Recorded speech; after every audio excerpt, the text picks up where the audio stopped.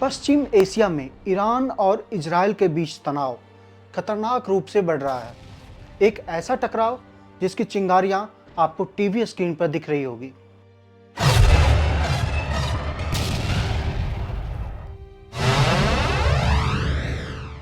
लेकिन क्या आप जानते हैं कि हजारों किलोमीटर दूर हो रहे यह टकराव सीधा असर डाल सकता है आपके खेत पर, आपकी थाली पर और आपकी जेब पर। आजकल व्हाट्सएप पर गांव की गलियों में और किसान भाइयों के बीच एक डर तेजी से फैल रहा है। अफवाह यह है कि पश्चिम एशिया में बढ़ते तनाव के कारण भारत में यूरिया और डीएपी का अकाल पड़ने वाला है। इनकी भारी किल्लत होने वाली है और कीमतें आसमान छूने वाली है। तो क्या यह सच है? क्या आने वाली खरीफ सीजन में आपको खाद की एक एक बोरी के लिए तरसना पड़ेगा? क्या आपको अपनी फसल बचाने के लिए ब्लैक में महंगे दाम पर खाद खरीदनी पड़ेगी? या फिर यह सब एक अफवाह है, एक डर का माहौल बनाने की साजिश? इस वीडियो में हम सुनी सुनाई बातों पर नहीं, बल्कि सीधे आंकड़ों और तथ्यों पर बात करेंगे। हम सरकार की दावों की पड़ताल करेंगे और अंतर्राष्ट्रीय विशेषज्ञों के विश्लेषण को आपके सामने रखेंगे। हम जानेंगे कि इस डर के पीछे की असली सच्चाई क्या है, सरकार के दावों में कितना दम है और क्या वाकई भारत के अन्नदाता पर कोई बड़ा संकट मंडरा रहा है। अगर आप एक किसान हैं या एक आम नागरिक जिसे देश की खाद्य सुरक्षा की फिक्र है, तो अगले कुछ मिनट आपके लिए बेहद ज़रूरी होने वाली है। हमारे साथ बने रहिए, क्योंकि हम परत दर परत इस पूरे मामले का सच सामने लाने वाले हैं। इससे पहले कि इस संकट की डिटेल में जाएं, यह समझना जरूरी है कि आखिर ये यूरिया क्या है और यह हमारी खेती के लिए इतना महत्वपूर्ण क्यों है। यूरिया, जिसमें 46% नाइट्रोजन होता है, पौधों को वो ताकत देता है जो हमारे शरीर को प्रोटीन से मिलता है। यह पौधे की बढ़त और उनके फैलाव और पत्तियों को हरा भरा रखने के लिए सबसे ज़रूरी खाद है। जब आप लहलहाते हरे भरे खेत देखते हैं, तो उस हरियाली के पीछे यूरिया का बहुत बड़ा हाथ होता है। अब बात करते हैं डीएपी की, यानी डाई अमोनियम फॉस्फेट। अगर यूरिया पौधों का शरीर बनाता है, तो डीएपी उसकी नींव यानी जड़ों को मजबूत करता है। डीएपी में 18% नाइट्रोजन और 46% फास्फोरस होता है।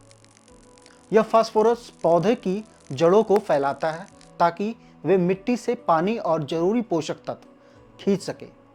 साथ ही यह फूल, फल और बीज बनने में भी मदद करता है।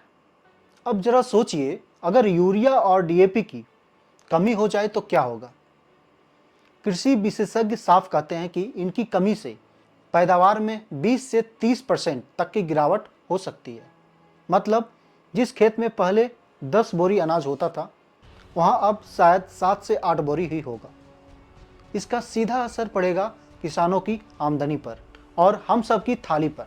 कम उत्पादन का मतलब है महंगाई में बढ़ोतरी। अब सवाल यह उठता है कि हजारों किलोमीटर दूर का यह तनाव भारत के किसान तक कैसे पहुंचता है। इसका कनेक्शन समझने के लिए हमें वैश्विक व्यापार के रास्तों को समझना होगा। दुनिया के नक्शे पर एक जगह है, स्ट्रेट ऑफ हॉर्मुज। यह एक संकरा समुद्री रास्ता है जो फसल की खाड़ी को दुनिया से जोड़ता है। दुनिया का एक बड़ा हिस्सा तेल, गैस और उर्वरकों का व्यापार इसी रास्ते से होकर करता है। लेकिन मौजूदा तनाव के कारण इन समुद्री रास्तों से जहाज़ों का गुजरना अब जोखिम भरा हो गया है। लाल सागर में जहां यहूदी विद्रोही जहाज़ों को निशाना बना रहे हैं, नतीजा यह हुआ है कि शिपिंग कंपनियां अब इन रास्तों से बचने के लिए अफ्रीका का पूरा चक्कर लगाकर केप ऑफ गुड होप के रास्ते आ रही है। इससे सफ़र का समय भी बढ़ गया है और लागत भी काफ़ी ज़्यादा बढ़ गई है। अब आप सोचेंगे कि अगर बाहर से खाद नहीं आ रही तो हम खुद बना लेंगे, लेकिन यह एक बड़ा पेच है। भारत में यूरिया बनाने के लिए सबसे ज़रूरी चीज़ है प्राकृतिक गैस, यानी एलएनजी। और इस गैस का एक बड़ा हिस्सा हम कतर जैसे खाड़ी देशों से आयात करते हैं। समस्या यह है कि ये गैस लेकर आने वाली जहाज भी उन्हीं अशांत समुद्री रास्तों से गुजरते हैं। अगर इन रास्तों पर खतरा बढ़ता है तो गैस की सप्लाई पर बुरा असर पड़ता है और इसका सीधा असर पड़ेगा हमारी यूरिया प्लांट के उत्पादन पर। तो अब तस्वीर साफ हो जाती है। एक तरफ अशांत समुद्री रास्तों की वजह से सप्लाई चेन पर दबाव है और दूसरी तरफ अंतर्राष्ट्रीय बाजार में कीमतें लगातार बढ़ रही है। यानी एक तरफ सप्लाई कम हो रही है और दूसरी तरफ मांग बनी हुई है। और जब ऐसा होता है तो कीमतों का बढ़ना तय है।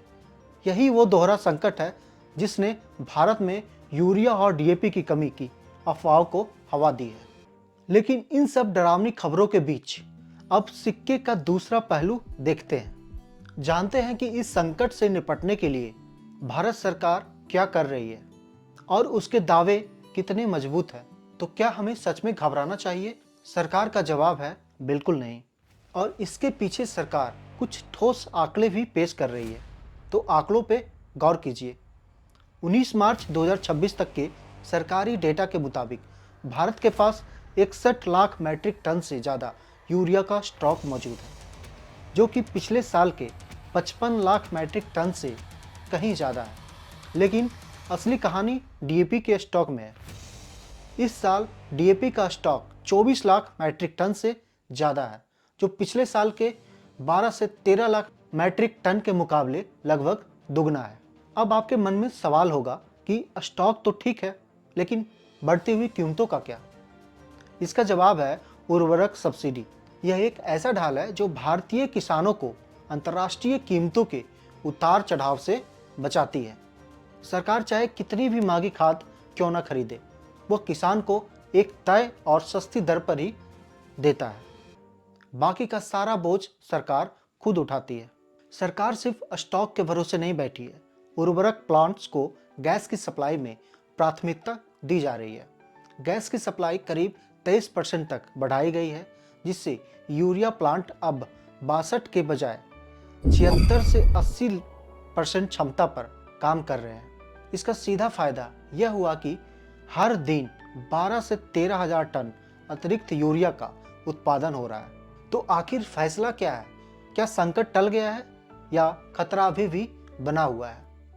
सच्चाई इन दोनों के बीच में है। अगर पश्चिम एशिया में तनाव अगले कुछ हफ्तों या महीनों में कम हो जाता है तो भारत पर इसका असर लगभग न के बराबर होगा। सरकार का मौजूदा स्टॉक पूरे खरीफ सीजन के लिए काफ़ी साबित होगा और अंतर्राष्ट्रीय बाजार में कीमतें भी धीरे धीरे सामान्य हो जाएगी। लेकिन अगर यह संघर्ष लंबा खींचता है तो हालत बदल सकती है और खतरा फिर से बढ़ सकता है। तो इस पूरी स्थिति को देखते हुए एक किसान के तौर पर आपको क्या करना चाहिए? सबसे पहली बात, घबराए नहीं। डर के कारण जरूरत से ज़्यादा खाद खरीद कर घर में ना रखें। इससे बाजार में बनावटी कमी पैदा होती है और कालाबाजारी बढ़ती है। दूसरी बात, हमेशा अधिकृत डीलर से ही खाद खरीदें। तीसरी और सबसे ज़रूरी बात, अपनी मिट्टी की जांच जरूर कराएं। इससे आपको पता चलेगा कि आपके खेत को वास्तव में कितनी खाद की ज़रूरत है।